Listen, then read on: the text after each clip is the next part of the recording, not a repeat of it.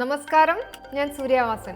Chemmanur international jewellers Kaumudi ഹെഡ്ലൈൻസിലേക്ക് സ്വാഗതം. Presented by NCDC. സംരക്ഷിച്ച CPM.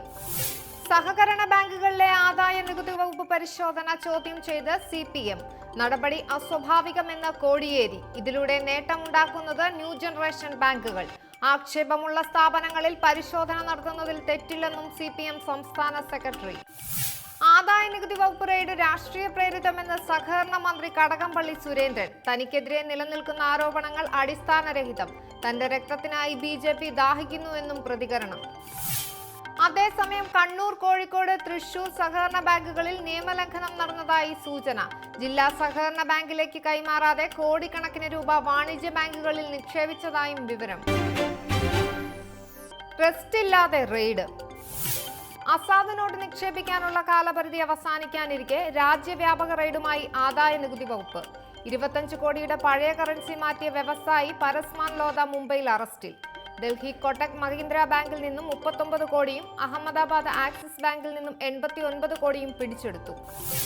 ഇന്നലെ മാത്രം കണ്ടെത്തിയത് 115 കോടിയുടെ കള്ളപ്പണ നിക്ഷേപമെന്ന് ആദായ നികുതി വകുപ്പ്. വൻ നിക്ഷേപം നടത്തിയ 200 പേർക്ക് നോട്ടീസ്. രാജ്യത്തിന്റെ വിവിധ ഭാഗങ്ങളിലായി നടന്നുവരുന്ന കള്ളപ്പണ വേട്ടയിൽ ഇതുവരെ 3300 കോടിയുടെ കണക്കിൽപ്പെടാത്ത പണം പിടിച്ചെടുത്തെന്നും വിശദീകരണം. സഹകരണ ബാങ്കുകളിൽ നിന്നും കണക്കിൽപ്പെടാത്ത പണം കണ്ടെത്തിയാൽ നടപടി. പരിശോധന നടക്കുന്നത് കൃത്യമായ വിവരത്തിന്റെ അടിസ്ഥാനത്തിൽ. കോഴിക്കോട്, കണ്ണൂർ, തൃശൂർ ജില്ലകളിൽ പരിശോധന തുടരും.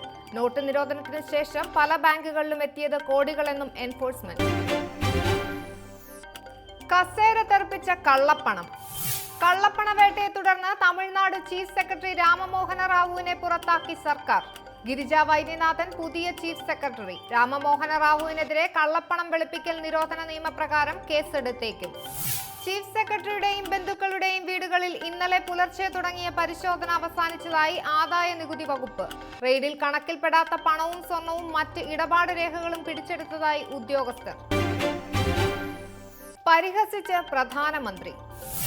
രാഹുൽ ഗാന്ധിയുടെ കോഴ ആരോപണത്തെ പരിഹസിച്ച് പ്രധാനമന്ത്രി. കോൺഗ്രസ് ഉപാധ്യക്ഷൻ പ്രസംഗിക്കാൻ പഠിച്ചു, എന്നാൽ സംസാരിച്ച ശേഷം ഭൂകമ്പം ഉണ്ടായില്ലെന്നും മോദി. പാകിസ്ഥാൻ സേന ഭീകരർക്ക് സംരക്ഷണം നൽകുന്നത് പോലെ പ്രതിപക്ഷം കള്ളപ്പണക്കാരെ സഹായിക്കുന്നു. മോദിയുടെ ആക്ഷേപം വാരണാസിയിൽ നടന്ന പൊതുപരിപാടിക്കിടെ. കേന്ദ്ര സർക്കാർ ഇപ്പോൾ നടത്തുന്നത് വലിയ ശുചീകരണം. രാജ്യത്തെ നിരക്ഷരതയ്ക്ക് ഉത്തരവാദി കോൺഗ്രസുകാരെന്നും പ്രധാനമന്ത്രി. അതേസമയം രാഹുലിന്റെ ആരോപണം മോദി നിഷേധിച്ചിട്ടില്ലെന്ന് കോൺഗ്രസ്. ഇനി ഇന്നത്തെ സ്വർണം വെള്ളി നിരക്കുകൾ.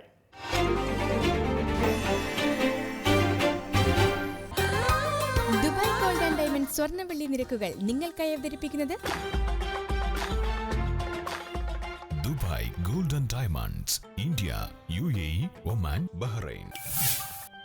സ്വർണം ഗ്രാമിന് 2575 രൂപ, പവൻ 20,600 രൂപ, വെള്ളി ഗ്രാമിന് 48 രൂപ. ദുബായ് ഗോൾഡ് ആൻഡ് ഡയമണ്ട് സ്വർണ്ണ വെള്ളി നിരക്കുകൾ നിങ്ങൾക്കായി അവതരിപ്പിച്ചത് Dubai gold and diamonds, India, UAE, Oman, Bahrain.